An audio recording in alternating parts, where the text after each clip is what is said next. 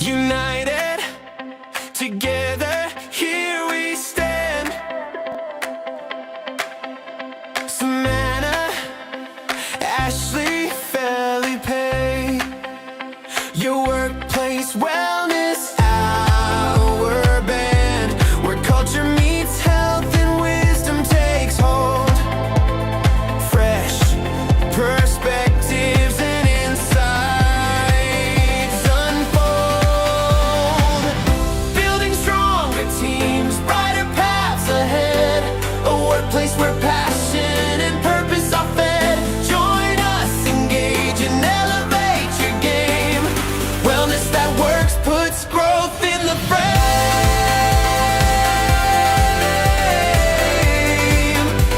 Works puts growth in the frame.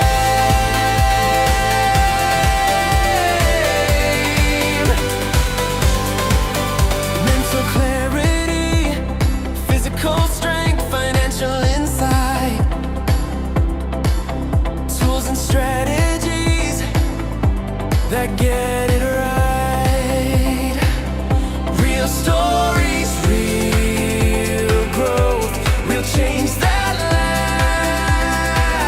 lasts. Practical guidance that moves you fast. Workplace wellness hour brings substance and spark. Together we flourish, together we make our mark. Building stronger teams, brighter paths ahead, a workplace where passion and purpose are fed. Join us, engage and elevate your game. Wellness that works puts growth in the frame. That works puts growth in the frame.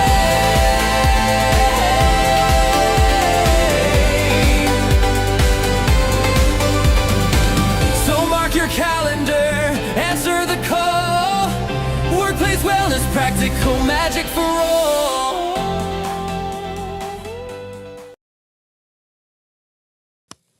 Well, hello, everyone. Welcome to the Workplace Wellness Hour.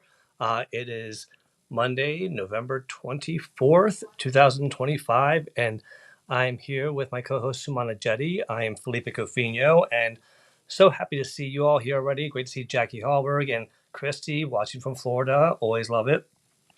Listen, today's topic is going to be something that I think is very relevant because it's about staying relevant. And so I think there's something that we all have a little bit of a FOBO, fear of being obsolete. And I think that's something that is been around for many decades because it's not anything new. But AI's kind of sped it up a little bit. So I'm looking forward to having this discussion with you, Samana. But Samana, how are you and how have you been? I am well. I'm always delighted to be here. I have less anxiety when I'm doing LinkedIn Live with you in my corner. When I do it by myself, I seem to always do something to mess it up. So I think I need you. So this is what I'm going to do now. I'm not doing another LinkedIn Live if you're not there. Well, I feel very honored that you feel that way, but I will say that Sumana has got some bad LinkedIn juju in the past. When we used to do audio rooms, LinkedIn kicked her out like on a regular basis. It was like almost personal. Like we were like, LinkedIn, stop doing this to Sumana. We actually had one tag LinkedIn and saying, please help fix this issue. So, uh, Agreed. I think it's just a lot of just also this year end, getting close to the end of the year, and just I think overall my anxiety has just been high with just a lot of other things, and um, y- I- we talk about this so much, Felipe, and sometimes we're the worst because we don't take our own advice, and I literally felt that happening is like, hey, you don't have capacity, you're a capable human who can log on to Restream and figure out how to stream an event, but I think capacity was so low that I should have just asked for help and maybe hired someone to just do production for me. So lesson learned. And again, we preach this, and sometimes it's like a micro error that leads to yeah, that recovery, I kid you not, when I logged out of LinkedIn on Wednesday, I couldn't log back in until this morning. Like I was like, I cannot face LinkedIn right now.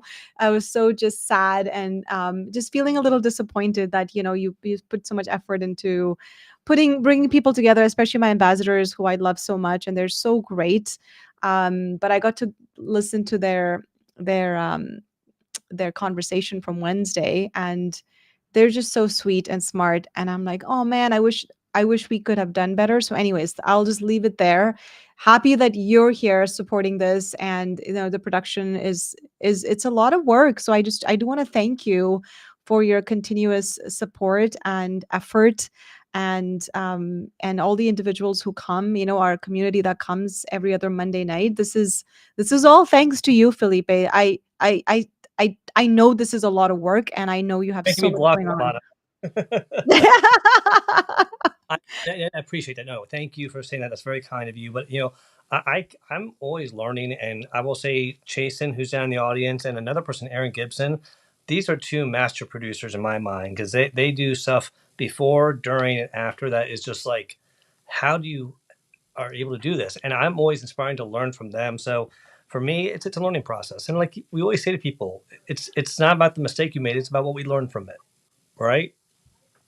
Got it. I have a lessons learned SOP that I created, and I was debriefing with Jason because we're doing an event, not an event, but a workshop for Florida International University tomorrow for student well-being, and I debriefed with him, and I said, you know what, that recovery component and the lessons learned sometimes just comes from sitting in that for a little bit, and then I went to the gym, cleared my head. It took a few days, so don't underestimate the amount of time it takes for you to go, just learn your lesson and feel okay with it. And don't be, I didn't feel sad that I was on LinkedIn for 3 or 4 days. I'm like, you know what? It's fine. When I come back, everyone's going to be there.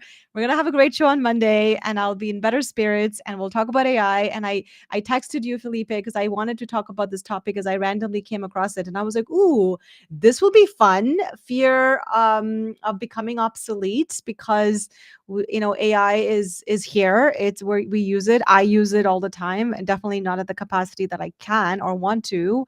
But there is this fear of all the skills that are being lost, and I'm also keeping up with a lot of current trends on how the workforce is changing and what skills we need in 2026. I had made a video 3 years ago and saying, hey, these are the skills you need for 2025. That was 3 years ago. And now it's the end of 2025. And I'm thinking, oh gosh, we need better skills now, and skills that can help complement the AI as a tool. But also being aware that some jobs may become obsolete, and what would that look like? So that's the conversation that I am so happy that you want to have with me, and so happy that everyone's here joining us. Well, thank you first of all because Sumana is like the trend finder. She is this whole entire. We're in season 4. This show started 4 years ago because Sumana said, "Hey, have you heard about quiet quitting?" And I'm like, "What's that?" And then that's all it took. And then I started our first show.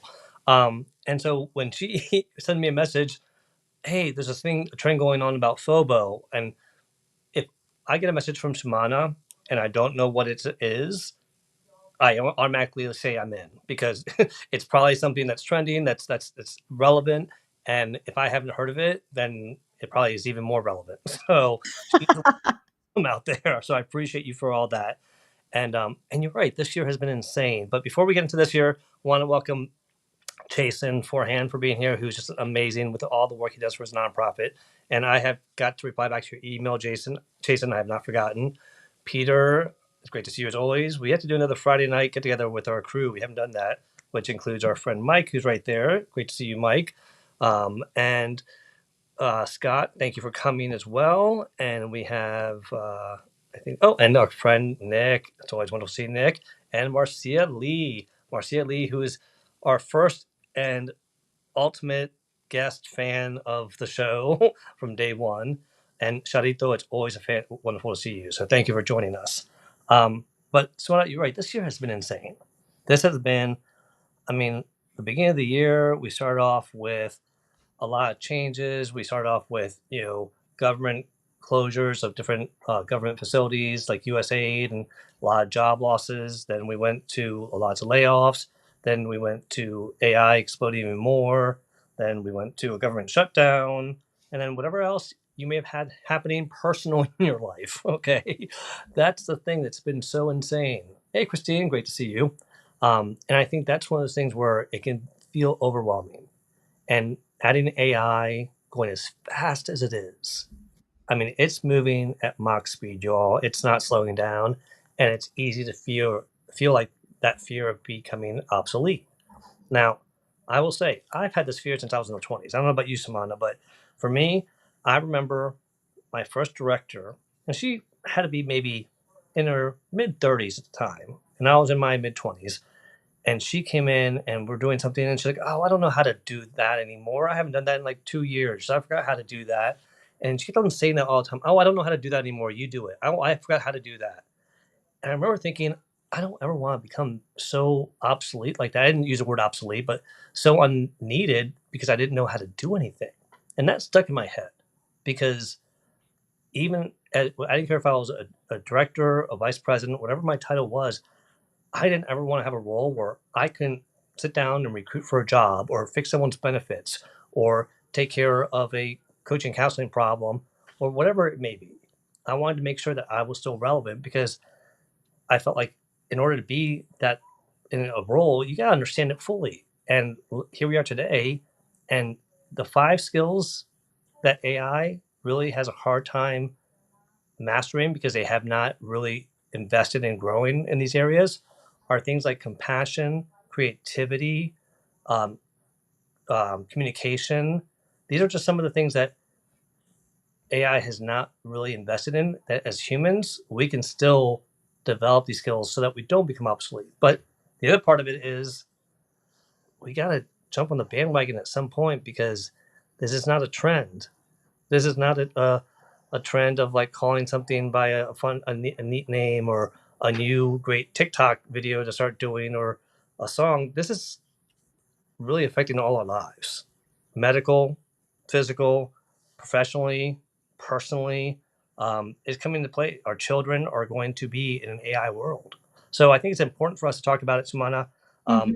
Your initial thoughts before we dive into some of the my Felipe's 5 and your Sumana science. Yeah, no, thank you so much. I know we're waiting. Ashley, folks, Ashley will join us. I think she's just running a little late, so hopefully she'll pop in when she's able to. The reason also, Felipe, that I wanted to talk about this is because I've had so many conversations, and even here in Canada, a lot of the things you're saying that's happening in the United States, we're also seeing that here. As soon as school started in September, there was a teacher strike that went on in Alberta for weeks and weeks, so kids were not able to go to school. Right after that, there were so many layoffs because our healthcare structure is being dismantled.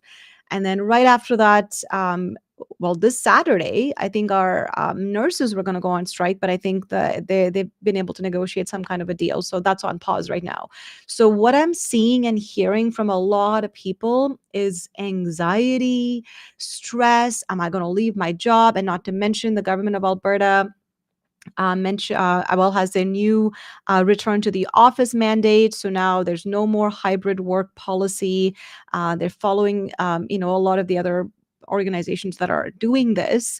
So every time I talk to professionals, either senior executives, younger people, people my age, I hear this stress and anxiety in their voice. But then there's also like technological stress, and we've been having so many conversations within even my friend group where we're like, yeah, we love the AI and we love the technology, we love all this stuff that's happening, but there's this feeling of like it's too rapid, and there's this feeling of there's too much digital overload. And you and I were talking about social media as well, and just feeling like there's just a lot. The technological stress is overwhelming on top of your regular work life stress.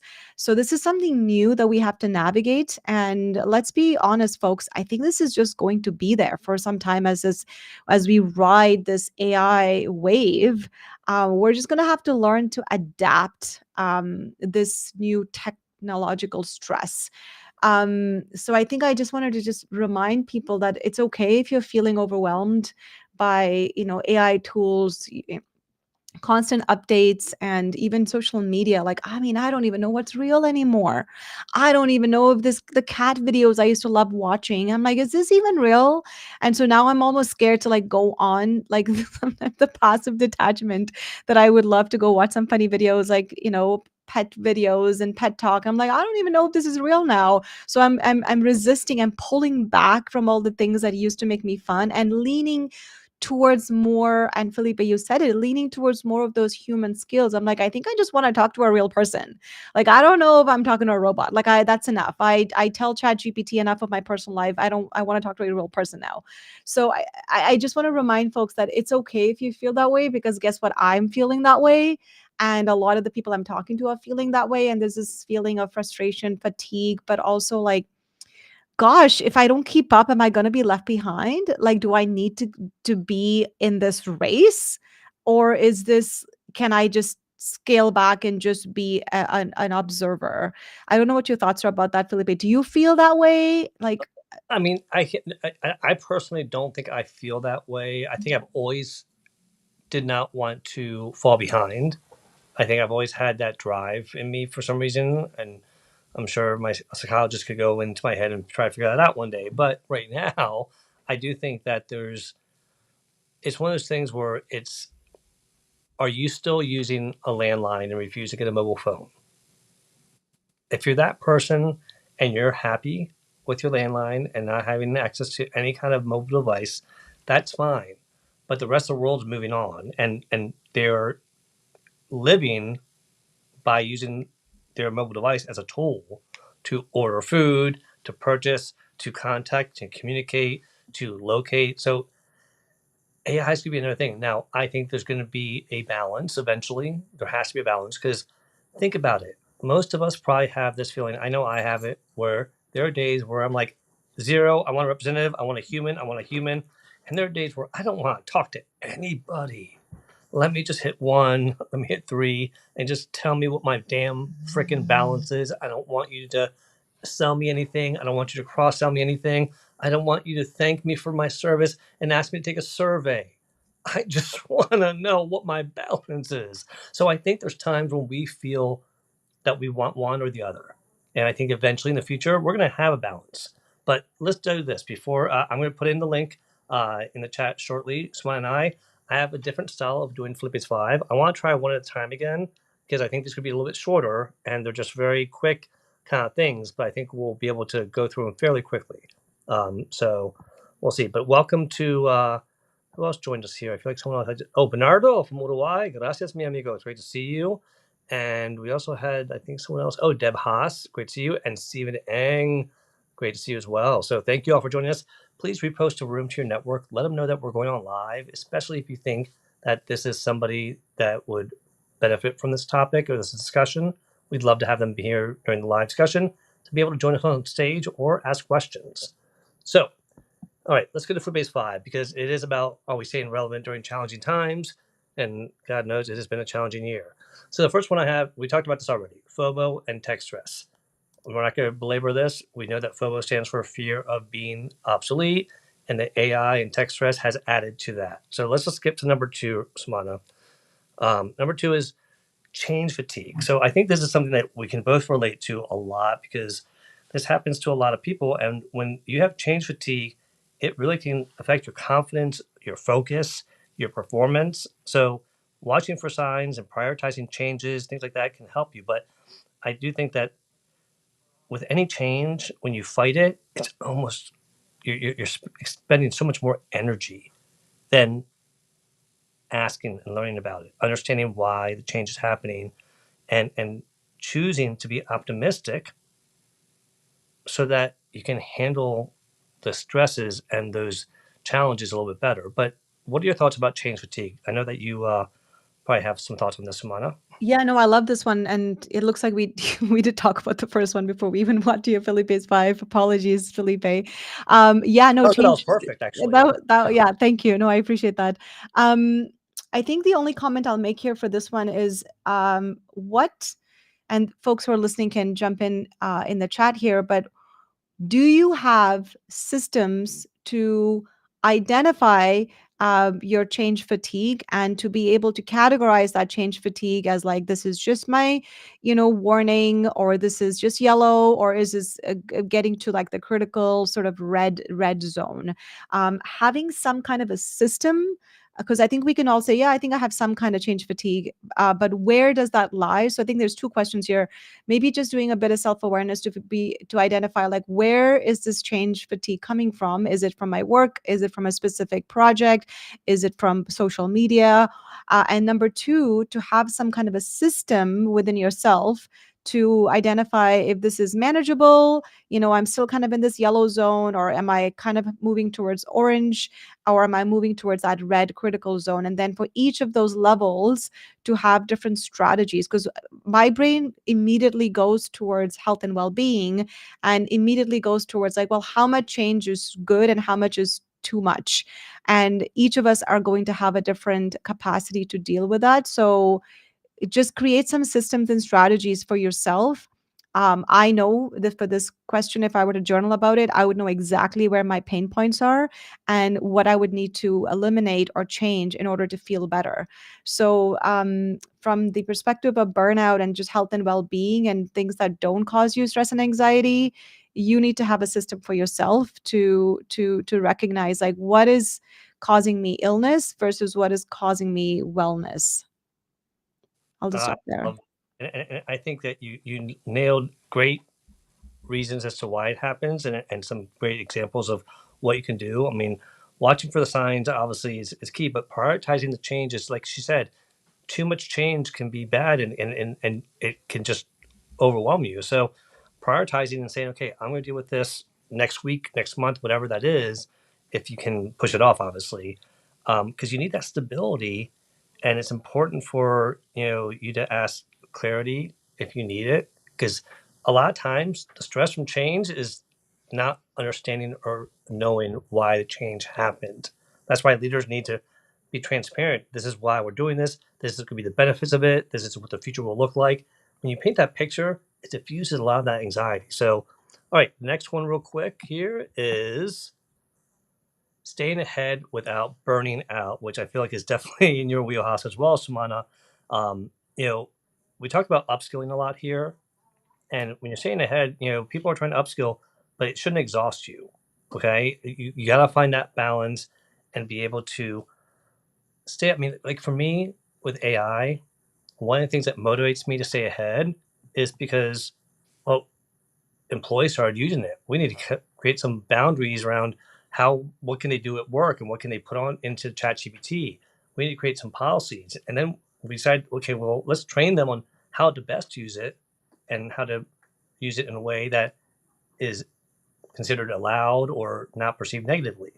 Um, and one of the things I want to remind people, and I meant to mention this earlier, and I apologize for pivoting here, but think about this. People say, "Oh, AI is fake. It's not real," and this and that. We've dealt with this before. I was watching a video not a lot, today actually, and it was, I think, even like a music type of video, and the woman was singing, and all of a sudden the woman started like flipping along the table and doing all these somersaults. And I'm like, is that really the singer? Is that AI, or is that a stunt double?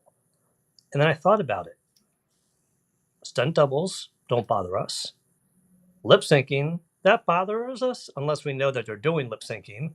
But there has been ways of recreating or faking it or making it look like it's real in our lives already. So if that's your big barrier, I just want to remind you, did you stop watching movies because they had stunt doubles and it wasn't the actor doing the actual stunt? Probably not. So I just wanted to remind that. But so with the setting the boundaries, I'm sorry, with practical ways of staying ahead, I think the only thing I want to say is I think boundaries and upskilling are important, but the boundaries are applying to yourself. Make sure Mhm. you don't violate your own boundaries. We're the worst ones. We're like, oh, I said I wasn't going to do this, but let me do it for them one more time. No, you got to stop that. If you set a boundary, you got to stick to it. What are your thoughts? Yeah, I'll add two comments to this one. And I think this is basically kind of the majority of what I wanted to talk about, Felipe. When it comes to, I don't know what it is, but like lately I've just become very systematic in the yeses and the nos. of the way the processes are. I think process is becoming very important to me, and in many ways, AI has been very helpful in reducing some of that fatigue when it comes to developing process. And when it comes to boundaries, it's very similar. If you can develop some kind of, especially for us, oh my god, we're so good at saying yes to everything. If there's a way that you can develop some kind of a process, and please use AI to help you as a tool to create a flow chart. For example, for this scenario, or these are the types of scenarios I get asked a lot of. And for example, I get asked to speak at a lot of these panel events. I just spoke at one today. But I have to strategically choose how many of those I can do, because an hour of my time, it's not just the hour of that panel time. It's the prep, it's the emails, it's the coordination, etc. All of that. So it's not an hour, it ends up becoming 5 hours of your time in total. So I had a process where I have to decide how many, and this is in the beginning of the year, I decided how many of these volunteer panel events will I do. And if that number is five, then I'm only allowed to do five. And if I run through those five before spring, then I'm done. I can't do any more until the end of the year. So have some metrics for yourselves, just like we would have metrics and KPIs when you do your job. Have some of those own deliverables for yourself to say, these are the number of events I will do. These are the number of yeses or family events I would go to, and have some kind of a logic model to help you with that. And AI would be a great tool for that. To kind of go back to staying ahead without burning out. Yes, we have talked a lot about upskilling. And a week or so ago, I had posted 7 more new skills that had come up in a book that was published earlier last and towards the end of last year. And there's some new terms, and we've also heard reskilling as a term, but there's some new terms like side skilling, cross skilling, multi skilling. And two of these, I'll just talk about two of these for this moment. Which I've seen in workplaces, and they work wonders to preventing burnout, not just for yourself, but also within your team. And that is cross skilling. If you can broaden your expertise across your teams and allow your teams to have a collaborative like space, and just like a different type of give them versatility when it comes to developing those skills, that would be so helpful in not only developing contingencies when there's a lot of workload, but also you now have 10 other skills you've added. So I've seen this a lot in organizations where they've added to their performance evaluation to say, hey, I would like you to, for example, pick up facilitation as a skill. So every employee has to facilitate at least one course a year as a way to cross skill, so that if the facilitation team ever needs someone to support them, one of you can do that. And it's such a great way to kind of enhance your team's skills, but also it prevents that burnout between teams, and you start to it's a win-win in my opinion. And the other one that I also want to just quickly talk about, Felipe, is side skilling, which you had mentioned earlier, is some of those human skills. So in addition to using AI, adding some complementary human skills, like the ones you mentioned, like emotional intelligence or creativity or whatever, communication, adding some of those, storytelling. Oh, good Lord. If you can learn storytelling as a skill, as a side skill, and use that when you're doing events like this, when you're doing workshops, it really just adds that complementary human touch to complex presentations, or like a board meeting, or like whatever you're planning to do in your work environment. So just kind of wanted to mention that both I have seen both of these in action over the last few months, and I'm just like, wow, this is so cool to see research come out and then organizations actually do both of these to improve like team performance and workplace well-being. So just wanted to share that this helps not just you as a person, but it also helps your teams. That's perfect. I love that. And and actually I already tapped into the next one real quick. But one thing I want to remind people is, with AI can be used to help you, and it can really help you stay ahead. But you've got to be your own boss in it. And I have my book that I'm my second book that I'm writing right now. I got a training job that I got a job for. I got my podcast, I got the lives, I got my full-time job, I got my family. But a lot of times we forget about yourself. And I gotta make time for me too. And that's important when you're staying ahead without burning out. You gotta actually schedule time for yourself. All right, let's go to the next one real quick here. Um, build job security. Okay, now with this one here, we talked a lot about in the beginning about jobs being replaced, and AI right now is not going away. And one of the things that, as a recruiter, I'm looking at is I'm looking out: are they AI compliant or not compliant? Are they AI knowledgeable? Do they have AI as a skill on the resume? Just like they would have Microsoft Office, Excel, Word. Are they going to have that on there? Because that's starting to become an expectation of the job. And if you aren't playing around with AI right now, start playing with it. It's not too late. There are so many people that are not even near the harbor, and there's some people that are on the boat that already left, and there's some people that are still boarding the boat. So you have a lot of time and do it when you're ready, but it is going to build job security if you learn about it. Because I started learning about it because I had to write policies, it made me learn about it. My book that I wrote for the children's book, I used AI for it. I had an employee who's retiring. I found out that she likes the Allman Brothers growing up.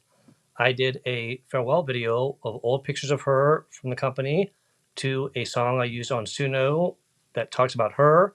And I used AI to fill in some images. And my boss is like, wait, the song says our company name and her name. What song is this? I'm like, well, we used AI to create it. And she was so impressed with that. So what I'm telling you that is that if you even playing around with it and doing something fun for the company or something fun for a celebratory thing, it shows that, hey, you've got some skills here and you're developing them. You're not afraid of using it. So when we need somebody, guess what? I might reach out to you, which goes to what Sumana was saying earlier when she mentioned about the cross skilling. Um, I just finished creating a skills matrix for my team. I had a one on one with every single team member last month.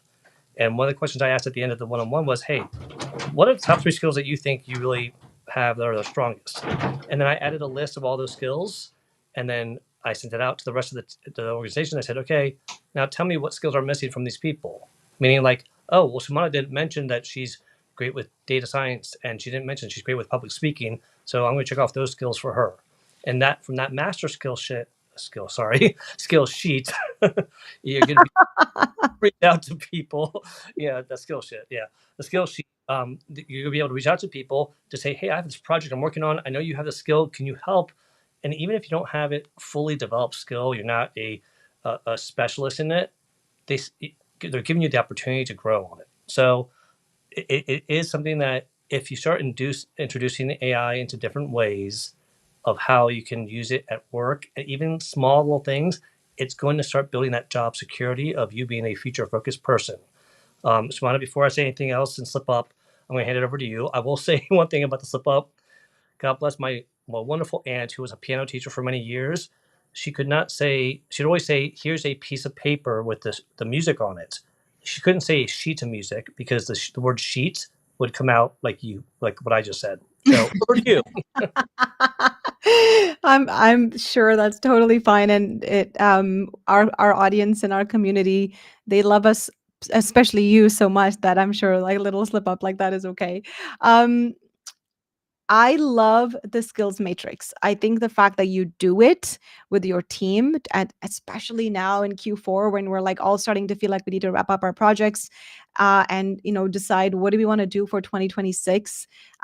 When the vibe right now feels a little just blah. I think a lot of us are still just not as. I mean, from what I can see from the people that I've been talking to, Gen Z is not being able to find jobs quickly, and there's just been such a huge unemployment problem here in Canada that I know a lot of people aren't as excited about the new year as they'd like to be, but the skills matrix is such a good tool for folks to use.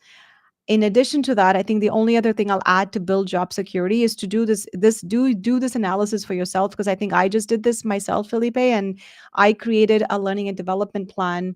And I said, by the time the year comes to an end, before December 15th, I decided that I'm going to take a few micro credential just some mini courses through LinkedIn Learning, through Coursera, and just a few other ones that I've selected. And they're very low investment. But I said to myself that by the end of the year, before the end of the middle of December, I want to develop in these skills. So one strategy I would add to build job security is if you're trying to enhance your portfolio and you want to add that, hey, I have AI, I have competence in AI, pick up a course, get that micro credential, and you don't have to go to another master's program or do something very whether the effort is high, the reward is really delayed. Do something quick and get that micro credential on your LinkedIn profile, on your resume. I'm not a recruiter, so don't take, I'm not saying it from that perspective. I'm just saying it from the perspective of I've seen this work, and it'll be so great to just have this for yourself as you're learning and developing. And so yeah, just create develop a plan and just create a few competencies that you want to learn and develop, whether it's for the end of the year or if it's in building into the new year. And trust me, your portfolio will look so good, even if it is like, hey, I'm really good at production and doing LinkedIn lives and using AI as a tool. I think the newer, and Felipe, you can correct me, but I think the newer HR systems are looking for some keywords. I know some of it is automated, I know some of it is human, but I think they need to see that you can do it. So even adding a project that you've done, if you're doing internships or doing these types of events, adding that in your resume would really just spotlight that you know how to use the tool. So I'll just stop there. And look, if you're over 40, you're probably thinking, oh, are people thinking that I'm too old for my job? That's where it starts creeping in after 40. And guess what? If you have AI on there, it's going to send a message that no, you're still staying relevant by learning things. Not only that, and I want to say it was Deb Haas who put in there a comment about females are more resistant to AI than males, and she had a comment in there about females' work ethic. But I wanted to share a stat that there is a stat out there that females ages 18 to 34 are the group that are the most resistant to AI. And it's not for the reason why you think. It's actually more around the harm that it could do to the environment and their concerns around it. So it's interesting that the older generations have adapted to it much more and are much more open to it than some of the younger generations. But also, I will say this with AI, just if you haven't touched it yet, or if you haven't played around with it yet, just dip your toe in it. No one's asking you to dive full in and drink the Kool-Aid. That's not what we're saying. What we're saying is get familiar with it, because if people are using it to find you, you should start using it to find jobs or clients or opportunities or recipes even.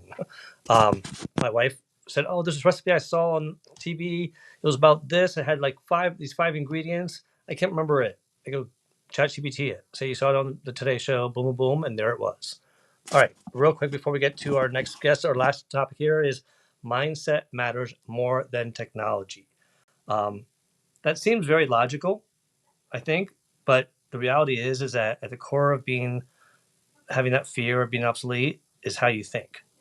So adopting that mindset, once you start learning AI and start realizing how you can use it in your life, then you can start feeling less anxious about it. You can start feeling, okay, I get it. I may not like it for certain things, and that's okay, but I understand it. It's like if you don't even understand what it is, that's the part that you should be knowledgeable. Knowledge can be powerful, so you want to make sure that you're having that, but it's also having that growth mindset. Times are not going to stop changing, you all. So we have to have that ongoing future learner or forever learner or growth mindset, and look at technology as a partner, not as a criminal. It's not your enemy. Look at it as a partner, as a tool. Focus on those human strengths you have, because that's going to be what gets you through all this. And reframe those setbacks. Mistakes are part of learning. So, like we said before, learn from them. And as always, I'm going to keep on saying it, choose to be optimistic. All right, Sumana, over to you.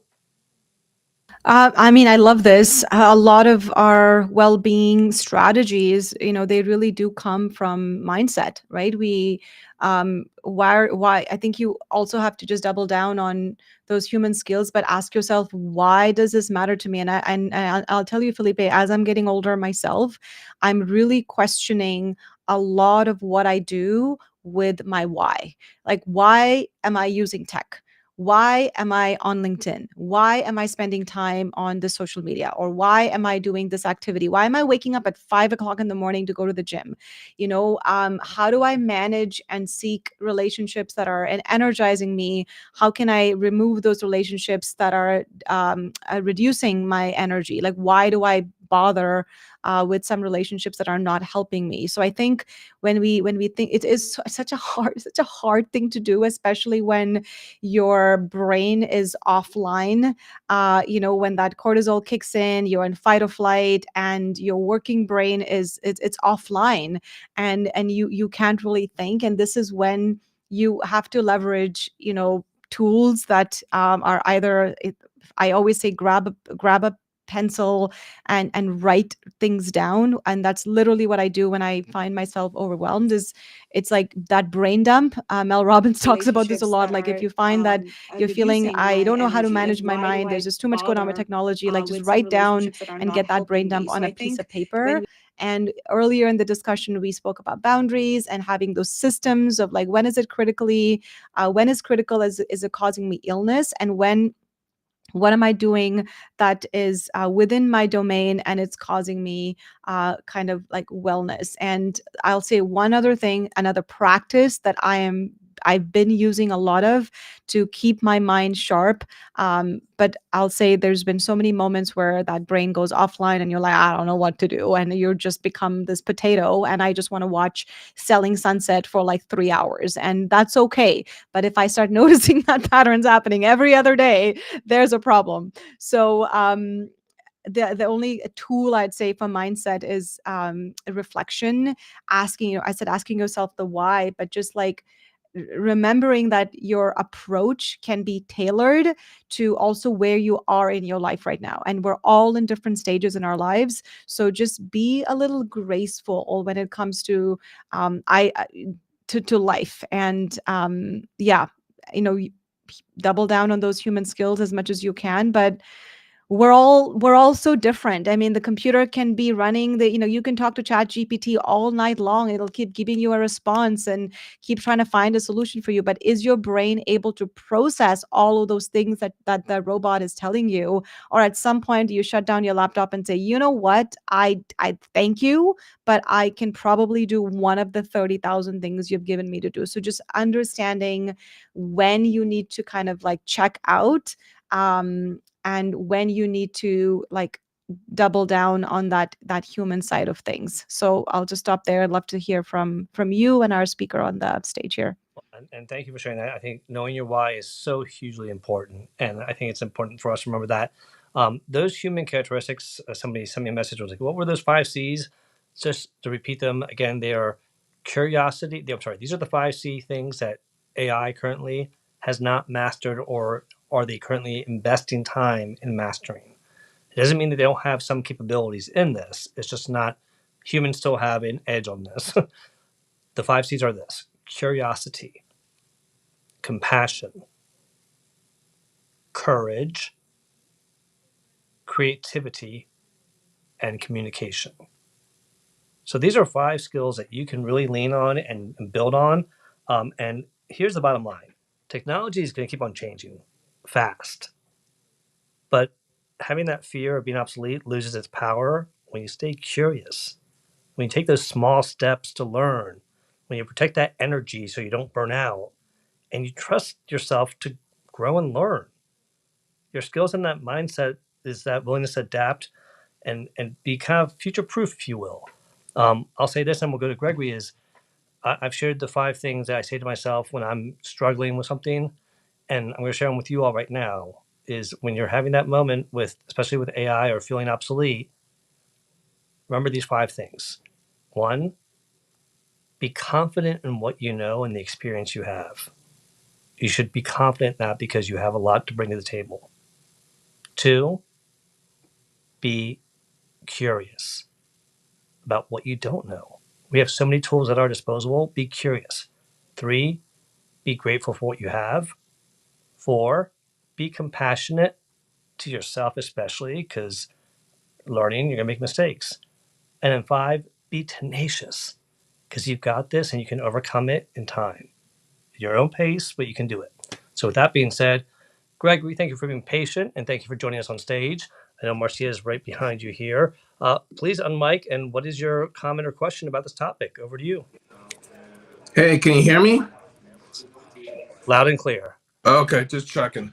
I would say, Suma, you really hit the nail on the head in regards to the unemployment problem, because I will say that the AI, I say when where we're going into AI is that we have to address that in terms of a industrial slash ethical slash global type of related issue, because I will say that that's going to create a generations, and I mean generations plural, in terms of high unemployment for all industrial countries across the globe, because it's going to basically be basically, I will say, your mid-level type of jobs will be basically the new entry level, and those entry level positions will be obsolete. But the thing is that we need to have strong regulations, both industrial and in as well as country regulations in regards to vis-a-vis And just from the speaking federal both from a government, library and as well as perhaps as well as just what because of this nature and stuff. So yeah.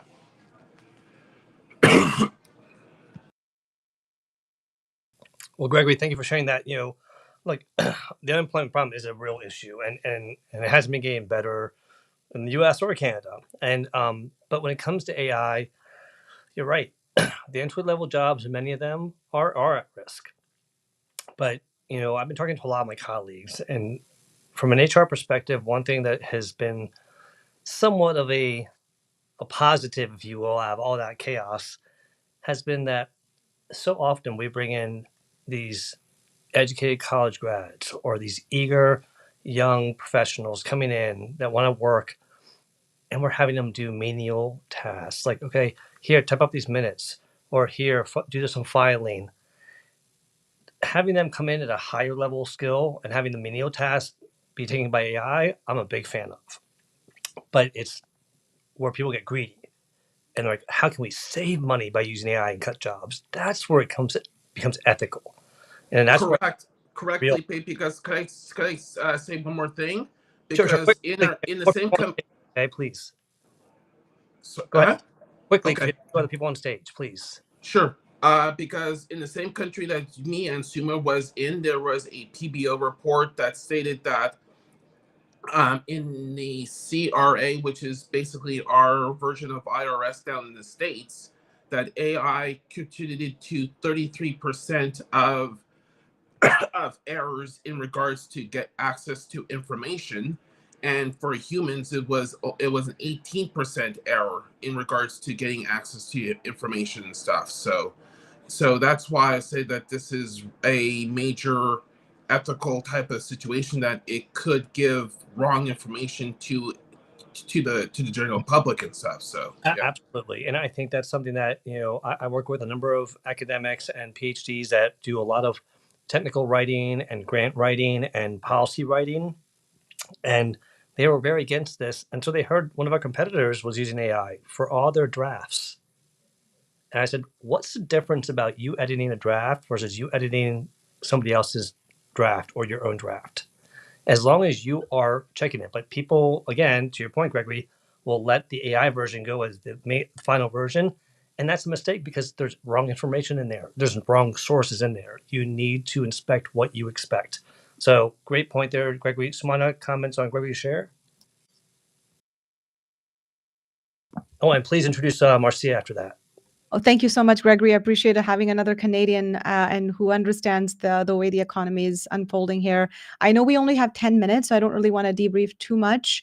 But I did put a couple of comments here in the chat box. Like a couple of weeks ago, the news came out that Calgary's living wage is $26.50 an hour. So if you're not making that an hour, and this is higher than the minimum wage, so if you're not making this, it's survival here is hard. And there's a lot of single individuals who live in the city, and that is this. I've never seen a number like this in my whole life, living in Alberta. So anyways, I appreciate the conversation and the statistics that you shared.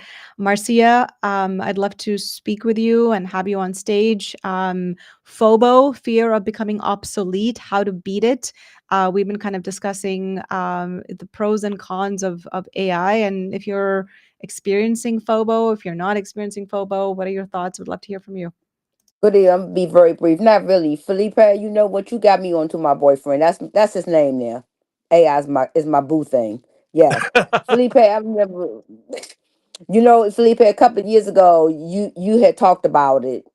And you said, I remember you were at your other location. You were like, well, I needed a marketing report, and your marketing team wasn't available. And you typed in what you needed, and it generated it. And I'm like, hell, excuse me. I said, if he could do it, I can do it too. So, Felipe, you the one who really got me you piqued my interest. So I started getting on boyfriend, doing different stuff, baby. Boyfriend is it. Matter of fact, so much so, I was telling him I'll show my CEO how to use AI to fix that regular report they put out every year. I said, baby, why don't you use boyfriend for this? Get boyfriend to tighten it up. I said, then you'll get more money. We'll get more revenue in. And she looked at me like, what? And I actually showed her what I did, Felipe. And she talking about, well, is it legal? I said, yeah, it's legal because you wrote the content. They just cleaned it up. So anyway, that's a whole nother thing. So I've had conversations with my coworkers, and one of them looked at me like I had lost my mind. I said, girl, you better get with 2025, baby. That's it. That's it. I'm gonna stop right there. That's it. I use it regularly. That's my boo thing. Yes, I use it regularly. So I love it, and I'm glad that you call it your boo and that you recognize it is AI still, because some people out there have gotten a little bit too close to their AI and talk about it too romantically, let's just say. But Marcia, thank you. First of all, thank you for being just one of the longest time attenders of this show. But for remembering that story, that was like 3 years ago, and it was something that I put it in there and I gave it to my CEO. He's like, show this to marketing, and I showed it to them, and they're like, are you replacing us with AI? I'm like, no, I'm showing you how you can save time in your job, because I didn't hire a marketing team. They thought I hired a marketing team to do this. I'm like, no, I did it with AI just to format it. So, and I think that's the thing is play around with it, use it for what you need it for in your life. If you're a cook and a chef, use it for that. If you're a coder, use it for help you with coding. If you're a writer, let it help you with drafting or spelling or formatting. So, Sumana, thoughts? 100% agree. Love that it's your boo thing. I haven't heard that in a minute. I like this comment, whoever the LinkedIn user is, that said, good input, good output, bad input, bad output. So whatever prompts you're giving to help you with grant writing that, Nick, you mentioned, or a marketing report or some analysis, my only caveat here would be like, please read whatever it spits out and give it that human review. Check for errors. That is still our job. We have critical thinking skills. We know how to read. We know how to write. Because I've seen a lot of reports come out of AI where it's made errors or it's changed numbers in like the fifth, sixth draft, and all I asked it to do was, check for consistency with punctuation, and then the numbers came back all messed up, and it would have totally looked really bad for one of my clients. So I had to, and now of course the goal is to always look at that report with and evaluate it and make sure that you're reading the material and checking off. I think there still needs to be a human person that checks off and says, I read every page, I read all the data, and the numbers make sense and everything makes sense. So I will keep reinforcing this message of human, having that human component to that AI. Maybe my task is reduced significantly, but even a couple of minutes to review that is still better than no review. thank Absolutely. you. Go ahead, Marcia. Go ahead. And thank you. No, I'm gonna get over. I'm gonna thank you for the 5 C's, and hopefully, Felipe at our next staff meeting, he'll actually let me play this recording. What recording? I'm saying let me I'm talking about at our next staff meeting. My supervisor let Oh, us oh, play oh, it that'd be awesome. Oh my God, so that'd they be can learn, so they can right. actually learn something. And I give it to my CEO. I said, you need to listen and learn. You know that part, cause I'm Queen Patty. All right, thank y'all. Let me get over. Thank you so much. You honor us so much. Yeah, thank you. You're amazing. And to Sumana's point, audit, and to Marcia's point, inspect what you expect. Trust but verify. You know, it's you got to do that. But the other thing, I want you to think about this. When you're writing a prompt for any AI, when for any of you who have used it or are thinking about using it, think about it like you're talking to a teenage child. And what I mean by that is this: when you give it a prompt, be specific. Even ask it, is there any questions you have for me to make sure that you meet my expectations? But be specific, and this is what I mean by talking to a teenage child, because it will spout out stuff for you, and you're like, I didn't ask for that. Well, a teenage response would be, well, you didn't say I couldn't do that. So think about it. If you don't say, don't include this, don't do this, AI is going to do it.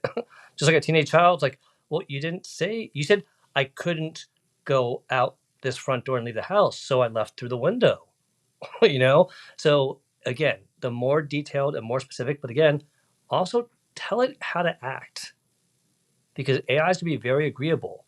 If you are writing a report for your CEO or no, even better, you're writing a report for your CFO and it's for part of the audit that they're doing and they need this report from your department, have AI say, think like an auditor and CFO and review this and tell me what is missing or what questions you have.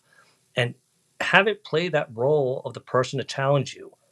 Challenge me and poke holes through this and tell me what holes you can find.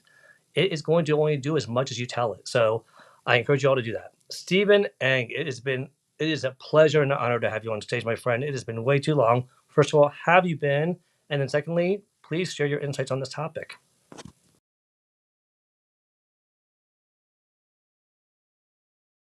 Sorry, Stephen, hold on. There you go. You there? Yeah. Yeah, but yeah, I'm here. So, hello everyone.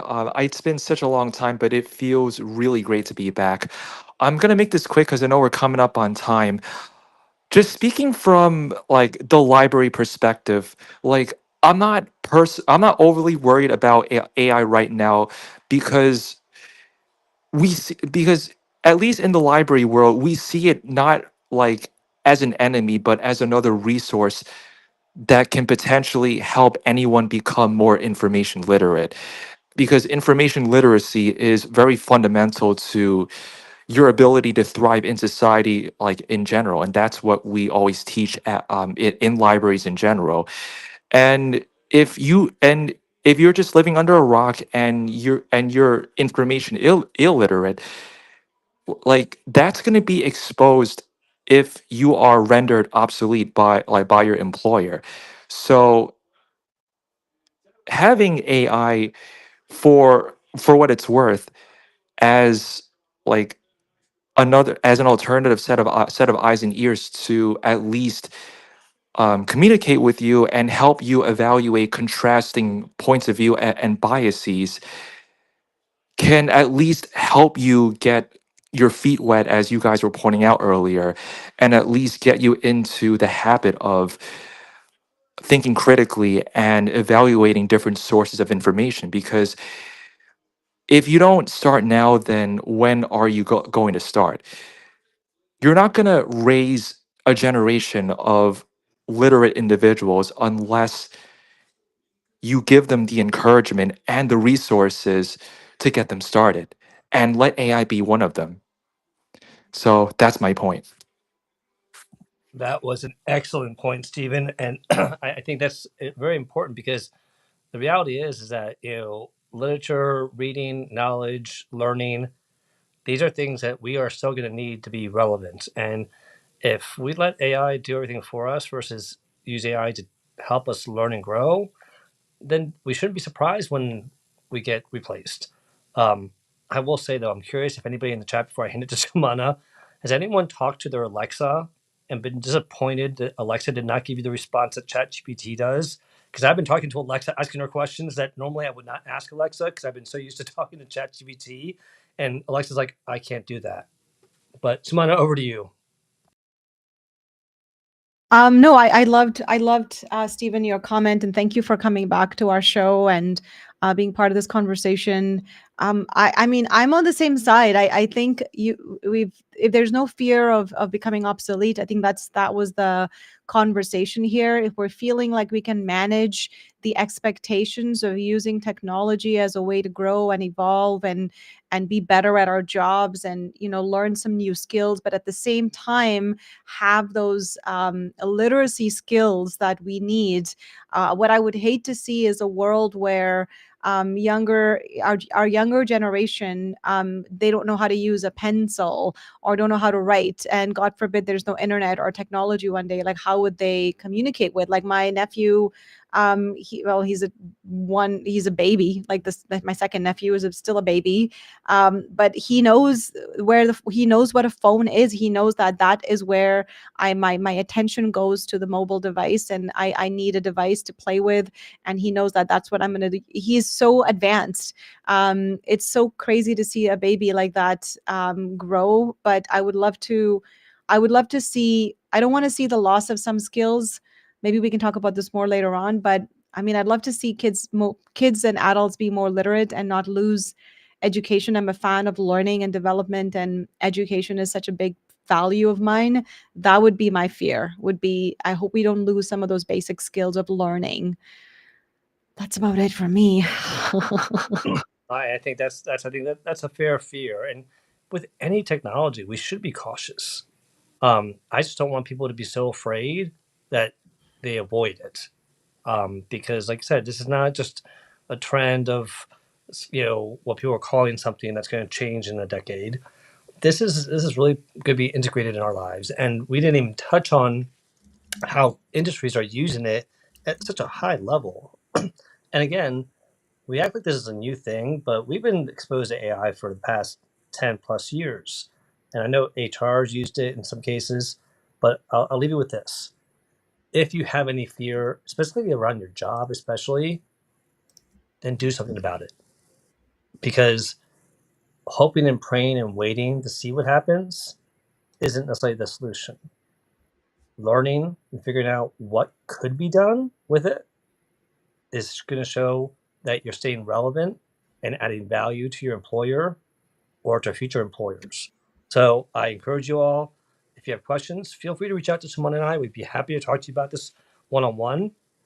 And Sumana, I can't believe that our next show is our last show of 2025. I know, folks. Can you imagine? Our next show is our last one for 2025.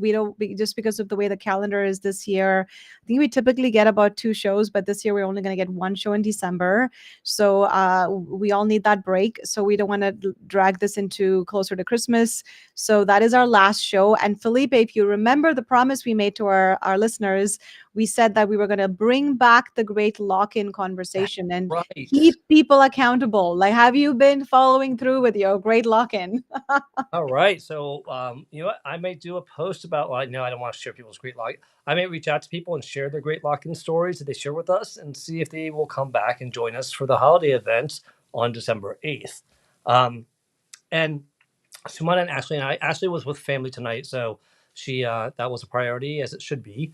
And so we are going to actually have a planning meeting in January to really look at how we can just level up this show for you all to make it more valuable for the time that you spend with us, and also have better takeaways. So if you have suggestions of what you would like to see us add to the show or add more of, please share it in the comments, share it in the chat. We'd love to hear from you.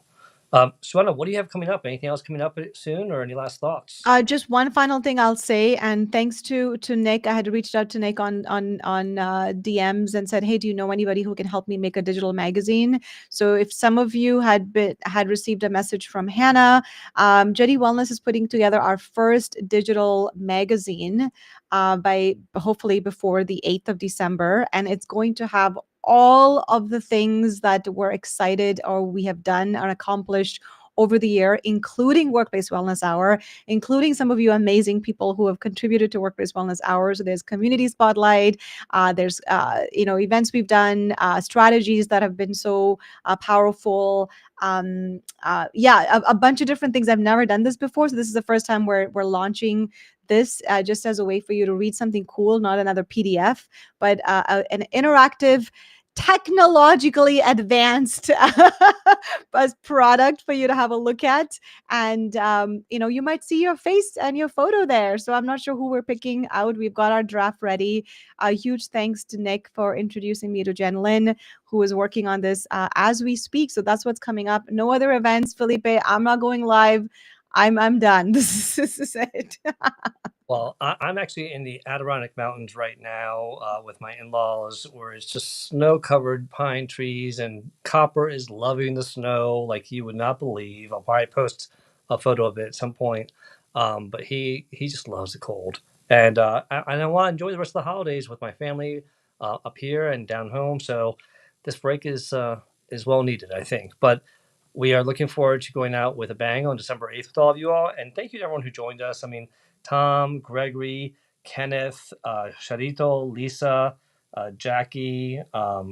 We had a whole bunch of people. Mike, Deb, all of you. Thank you all for coming. Aaron, we appreciate you, and we look forward to seeing you all in 2 weeks. And I do have the Careers Casting Coaching next Sunday with Melissa Houston. And so feel free to join us there at 11 a.m. Eastern. And as always, the Social Saturday Chat crew will be every Saturday at 12 noon. So thank you all for another wonderful Monday. Hope you are staying safe and well. Take care of yourselves, take care of your loved ones, and hope you all have a great rest of your week. Bye, everyone. Enjoy your time in the mountains, Felipe. I'll see you in 2 weeks. Thanks, Sumana. Talk to you soon. Adios, everyone. Bye. Take care.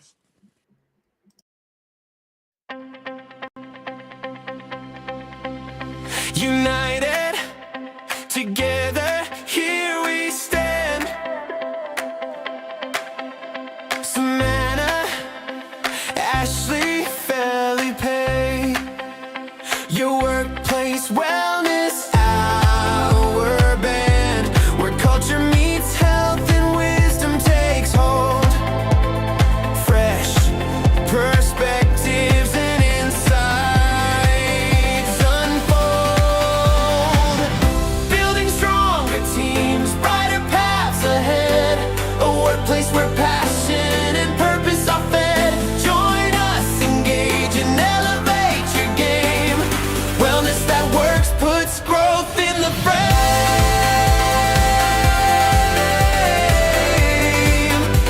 Works puts growth in the frame.